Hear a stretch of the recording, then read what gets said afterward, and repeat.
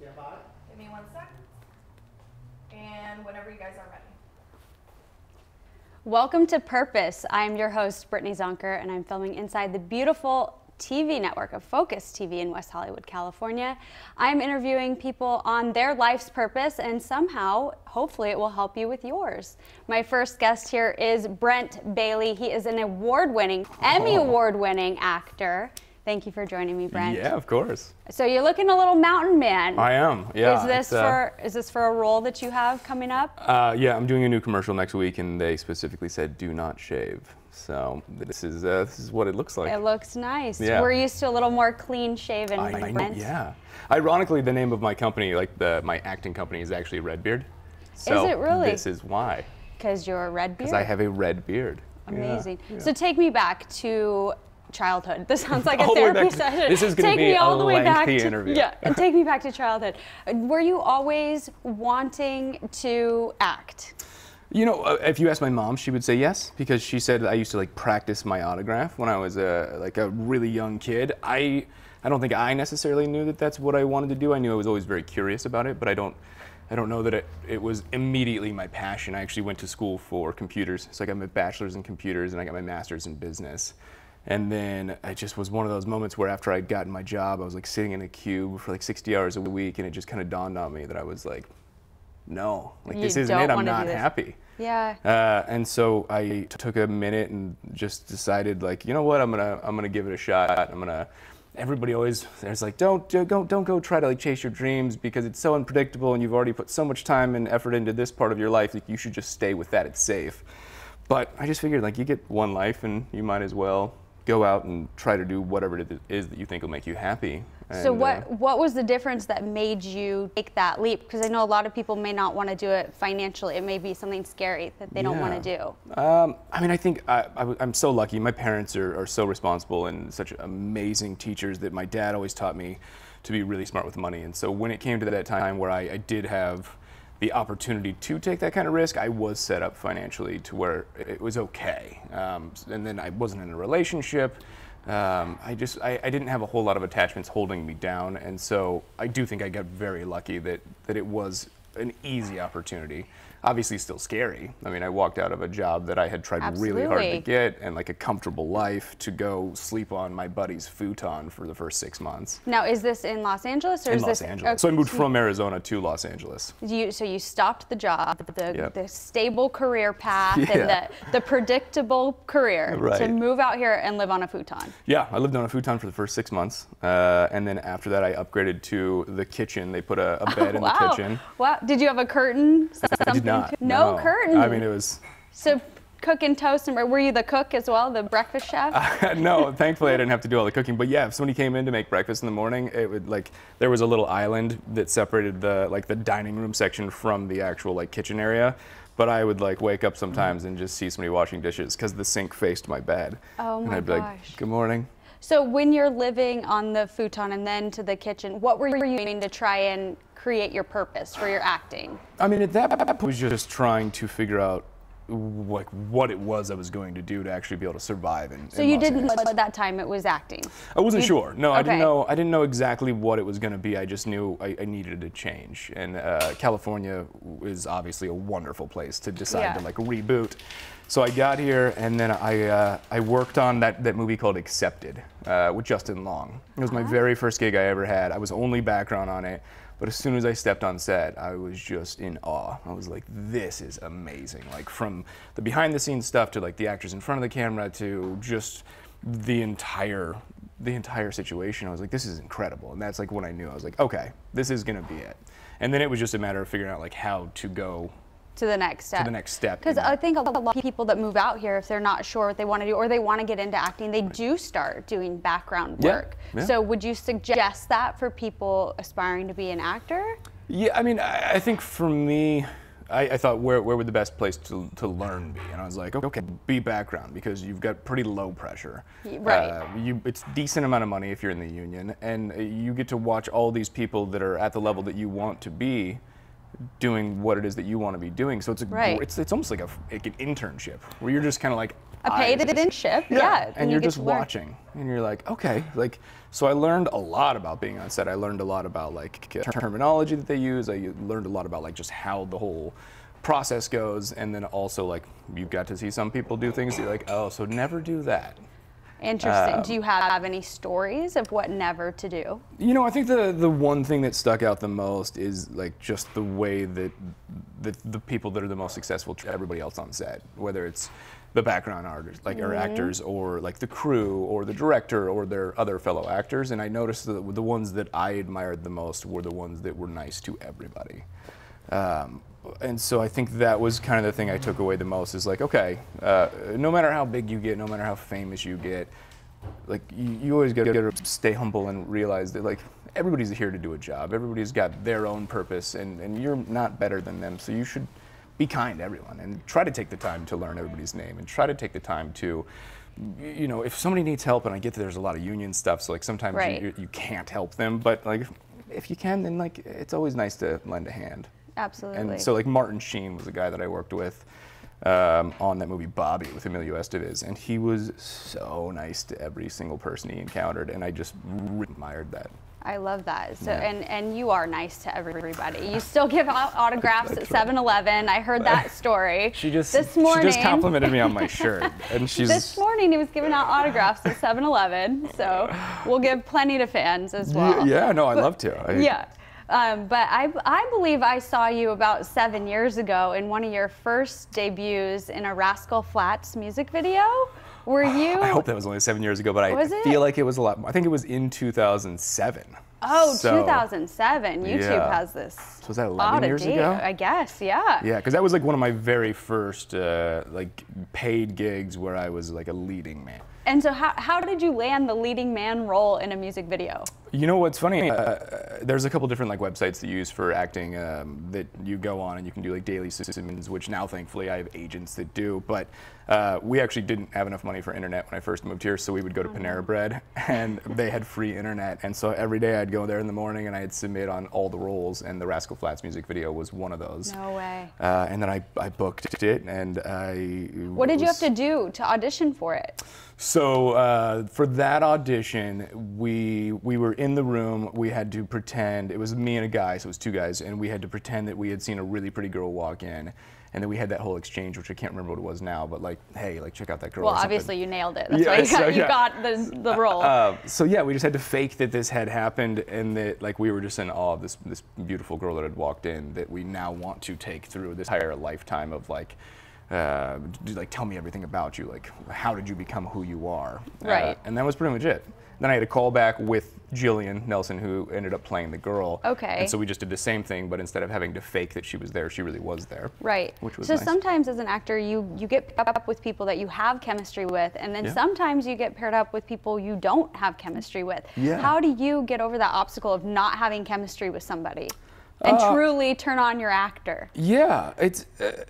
I mean, listen, I think that unless you're a truly terrible person, there's usually something you can find in everybody that's admirable or attractive. And so I just, like, if we're not necessarily like an instant fit or like instant chemistry, then I just try to find something that we do relate on and that we do share together that can be exciting. And, you know, if you can't, then I guess you could like pull in past relationships or experiences or people in your life and just think about them while you're in those scenes. But hopefully you can make it happen with the person sitting right in front of you, because I feel like that's usually when acting is the most interesting to watch, is when it's real. Right, rather than pulling from something in the past. Yeah, I generally like to just try to be in the moment and authentic, in the sense that like if we're having a conversation, then I'm pulling from you rather than like thinking of something else. That's always well, and this is no problem. We just have instant chemistry. This is flowing and we're good. Yeah. Exactly. Well, so your purpose with acting, what do you feel personally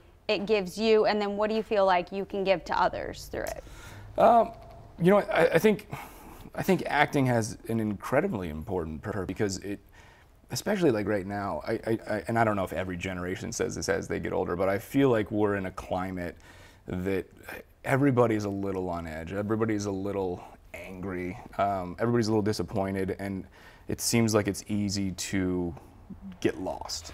So the movies, television shows, entertainment in general is just an amazing escape for people just to take a few minutes or a few hours out of their day and out of whatever hardship they're going through just to laugh or just live a different life.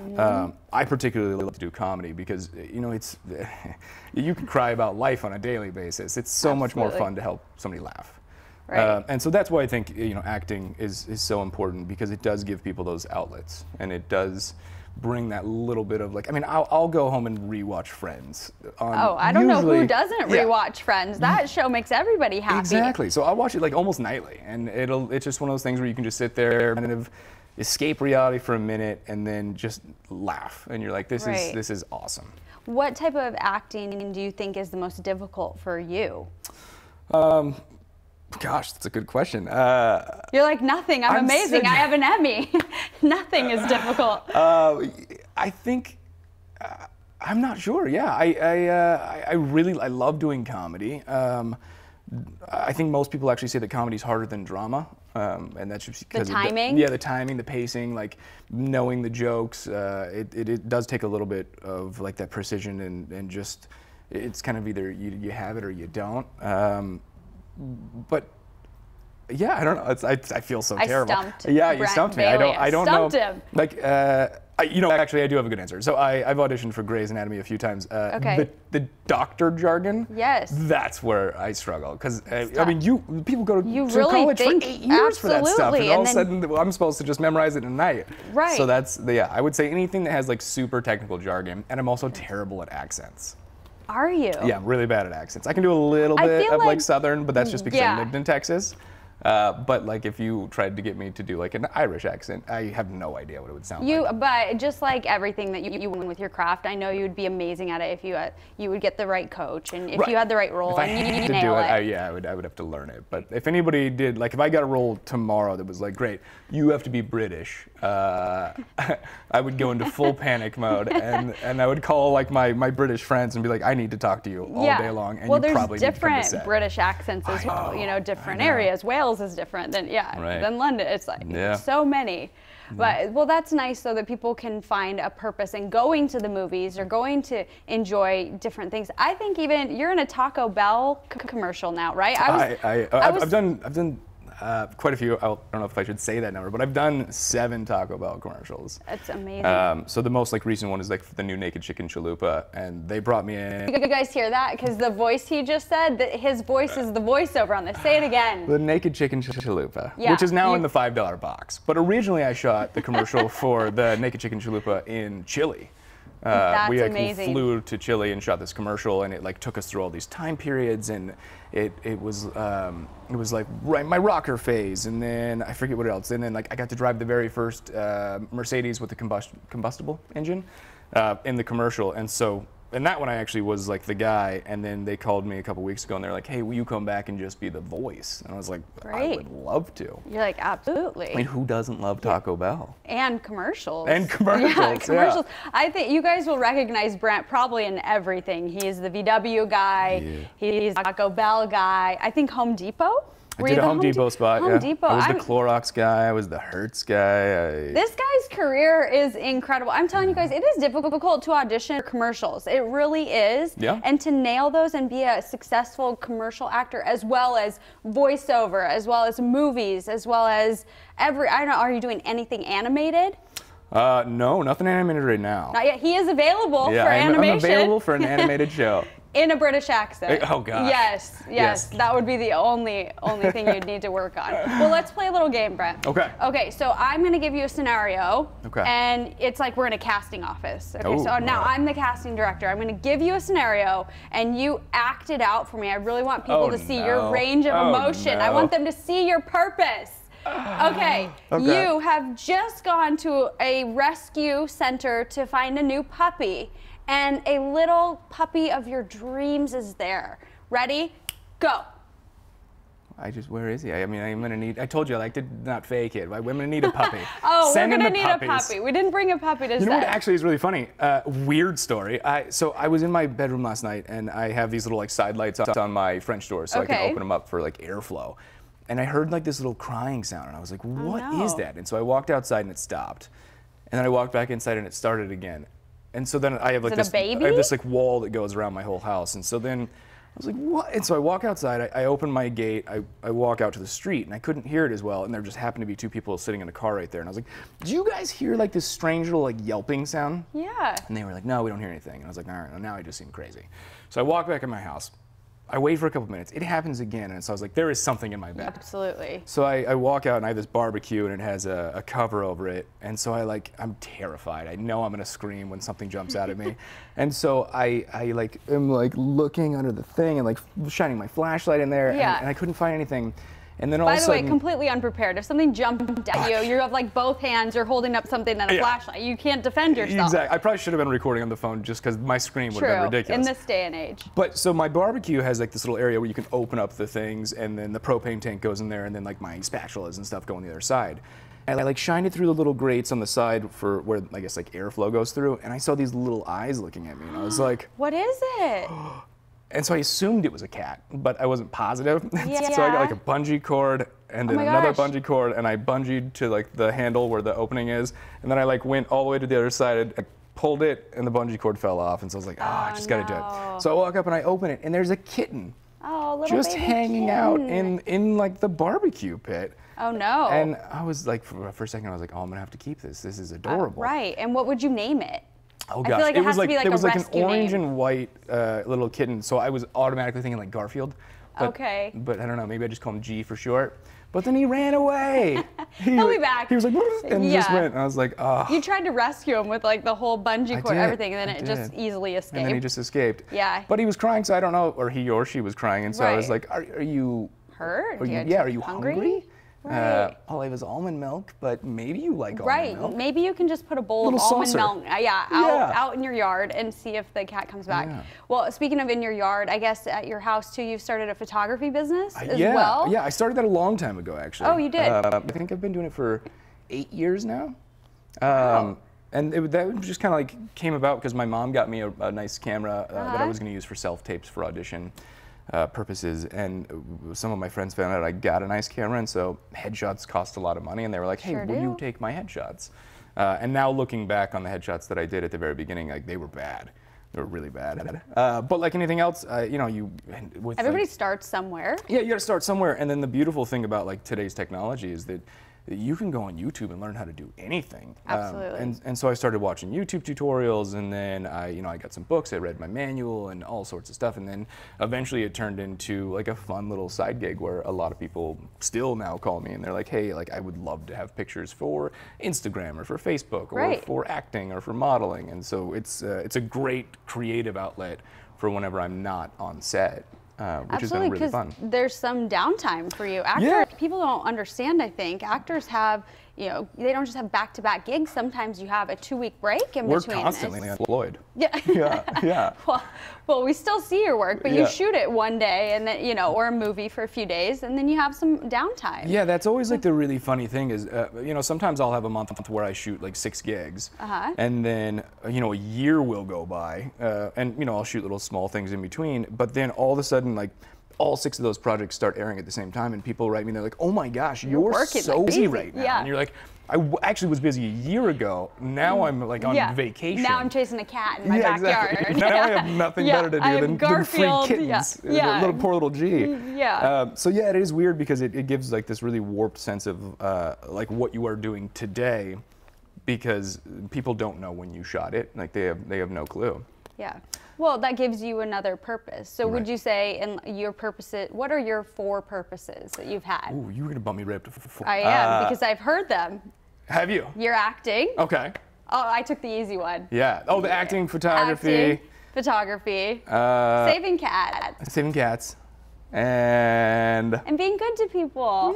yeah, I like those Right? 4 purposes. So it doesn't have to be like a huge purpose that you guys Right. could have. It could be something you do in your daily life. Right. So if people want to follow your acting career or they want to follow your photography, how will people do that? Where can they find you? I kept it pretty much the same to make this easier. My Instagram and my Twitter are both at Brent M. Bailey. The M is for Michael, but you know, Chad Michael Murray already had that kind of thing, so I went with just Brent M. Bailey. It sounds good. Yeah, and then my photography I put on Instagram under Artist Footprint. Great. So. Great. Well, thank you guys for tuning in to see what Brent Bailey's purpose is. Again, if you'd like to follow him, we have the handles below. Thank you guys for tuning in. My next guest is coming up. Yay!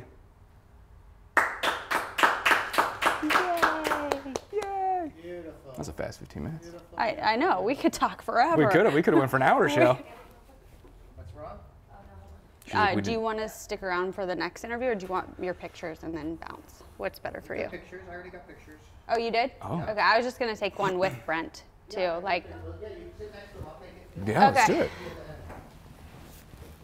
great, you did great. Thank you. Put you on Great. the spot Yeah. from the house that nobody knows about. Brent, you should order this.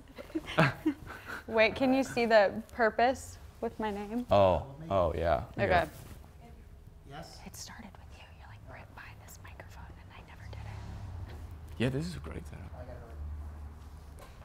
All right, here we go. I'm like, my arms can't move. Perfect. Come back here. This way. All right. It's like come on up. reverse prom. Awesome. Right. Right? Yay. You dewire you. You changing? You're And staying you're- like that. I'm gonna stay like this. All right, beautiful. Yeah, I do have a different outfit in the car. Are you wanting to make them 2 different episodes? They're going to be 2 different episodes. Okay, so all let me separate go grab episodes. the other dress. All right. Thank you, I Andy. have to start looking at you, the VW guy, the Sacco guy. He's Right? everything. When you see these kind of things, then you'll start noticing. I put on the beard, and I do look quite a bit different without the beard. See, But the the VW Honda does guy. have the beard. Honda guy is the guy that I was. I don't know. There is a Honda guy. The guy that does the Yeah, helpful Honda. Is that the same guy all the time, or is that different guys? I think they're always different. Right. I think it started with the same guy, and then. I'm going to airdrop you the photos here. Yeah. Yeah, if I'm gonna go grab it.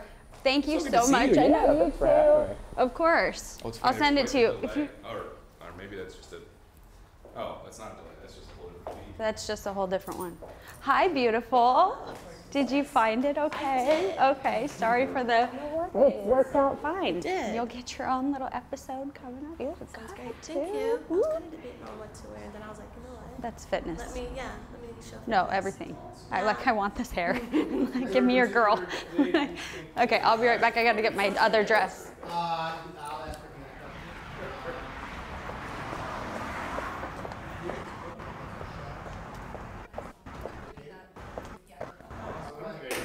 That's Gina. Stop the stream, Gina. Gina, stop the stream. Thank you. Stop the stream. Chair. Well, yep, we streamed live to Facebook there, or to YouTube. Oh, cool. So if you do want to watch it, you can look back at focustvlive.com. Oh, great. But we're going to produce it a little bit, put graphics in, and